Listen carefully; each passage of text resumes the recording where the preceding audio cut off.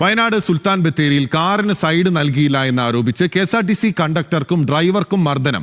ഇന്നലെ രാത്രി 9:15 സംഭവം. ഡ്രൈവർ മത്തായി, കണ്ടക്ടർ റിയാസ് എന്നിവർക്കാണ് പരിക്കേറ്റത്. അതിന് ദൃശ്യങ്ങളിലേക്ക്.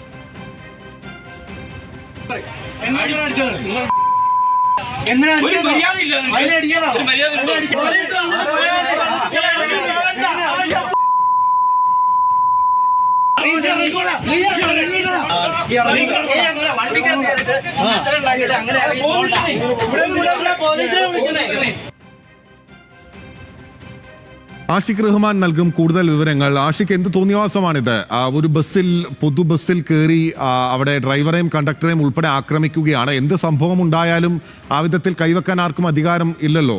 എന്താണ് സംഭവിച്ചത്? ആരാണ് ഈ ആക്രമണം അഴിച്ചുവിട്ടത്? പോലീസിനെ വരെ കണ്ടെത്താനായിട്ടുണ്ടോ?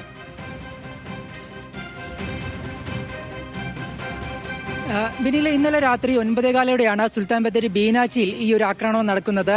ഈ KSRTC ബസ് കോഴിക്കോട് നിന്ന് പെരിക്കല്ലൂരിലേക്ക് പോകുന്ന ബസ്സാണ്. വൈകിട്ടാണ് ഈ സർവീസ് ആരംഭിച്ചത്. തുടർന്ന് ബീനാച്ചി എത്തുന്ന സമയത്ത് മീനങ്ങാടി മുതൽ ഈ കാറ് ഈ ബസ്സിനെ ഫോളോ ചെയ്യുന്നുണ്ട്. 4 അംഗ സംഘം അടങ്ങുന്ന കാറാണിത്. ഇവർ മീനങ്ങാടി മുതൽ പല തവണയായി KSRTC ബസ്സിനെ ഓവർടേക്ക് ചെയ്യുകയും അതുപോലെ തന്നെ പിറകിൽ നിന്നും വലിയ രീതിയിൽ അഭ്യാസങ്ങൾ കാണിക്കുന്ന ഒരു സാഹചര്യം ഉണ്ടായിരുന്നു. തുടർന്നാണ് ബീനാച്ചിയിൽ എത്തിയ സമയത്ത് വണ്ടി സൈഡിൽ പാർക്ക് ചെയ്തുകൊണ്ട് ഈ കണ്ടക്ടറെയും ഡ്രൈവറെയും മർദ്ദിക്കുന്ന ഒരു സാഹചര്യത്തിലേക്ക് നീങ്ങിയിട്ടുള്ളത്. തങ്ങളെ കൊല്ലാൻ നോക്കുന്നു എന്ന് ആരോപിച്ചാണ് ഈ കണ്ടക്ടറെയും ഡ്രൈവറെയും മർദ്ദിച്ചതെന്നാണ് ഇപ്പോൾ കണ്ടക്ടർ റിയാസ് നമ്മളോട് ഇപ്പോൾ പറഞ്ഞിട്ടുള്ളത്. ഈ വലിയ രീതിയിൽ മർദ്ദനം, ആദ്യഘട്ടത്തിൽ വലിയ രീതിയിൽ സംസാരിച്ച് വലിയ അസഭ്യവർഷങ്ങളടക്കം നടത്തിയ ശേഷമാണ് മർദ്ദനത്തിലേക്ക് കടന്നിട്ടുള്ളത്. ഇതിൽ റിയാസിനെ ഈ ബസ്സിലേക്ക് തള്ളിയിട്ടു. റിയാസ് മറിഞ്ഞു വീഴുകയും കാലിന് പരിക്കേൽക്കുകയും ഈ വീണ സമയത്ത് നിലത്തിൽ ചവിട്ടിയെന്നും പറയുന്നുണ്ട്.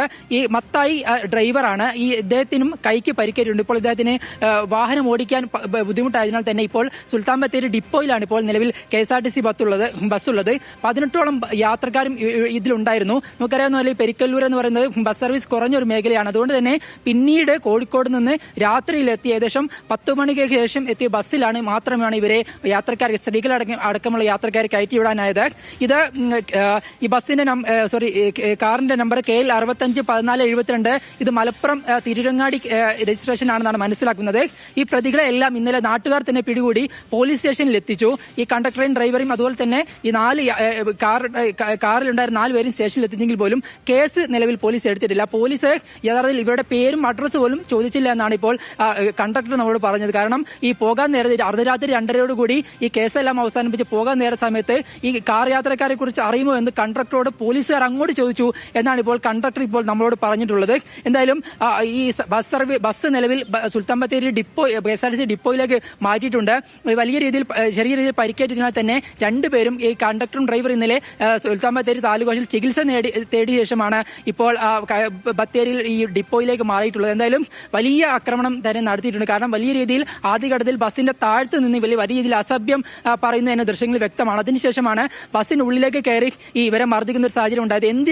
എന്താണ് തങ്ങൾക്ക് വാഹനത്തിന് സൈഡ് നൽകാതിരുന്നത്? ഉറപ്പായും എന്ത് പ്രകോപനത്തിന്റെ അടിസ്ഥാനത്തിലാണെങ്കിലും ഇതിൽ തെറ്റാരുടെ ഭാഗത്ത് ആണെങ്കിൽ പോലും ഈ വിധത്തിൽ ഒരു ബസ്സിന്റെ ഉള്ളിൽ അല്ലെങ്കിൽ മറ്റൊരാളുടെ വാഹനത്തിനുള്ളിൽ കയറി ആക്രമണം അഴിച്ചുവിടുക, മർദ്ദിക്കുക എന്ന് പറയുന്നത് ഒരു കാരണവശാലും അംഗീകരിക്കാനാവില്ല. അത് പ്രത്യേകിച്ച് അത്രയധികം യാത്രക്കാർക്ക് ഉൾപ്പെടെ ബുദ്ധിമുട്ടായിരിക്കുന്ന ഒരു സംഭവമാണ്. ഇതിൽ പോലീസിന്റെ ഭാഗത്ത് നിന്ന് അനാസ്ഥ ഉണ്ടായിട്ടുണ്ടോ എന്നുള്ള ഉൾപ്പെടെയുള്ള ചോദ്യങ്ങളുണ്ട്. കാരണം കേസെടുത്തിട്ടില്ല.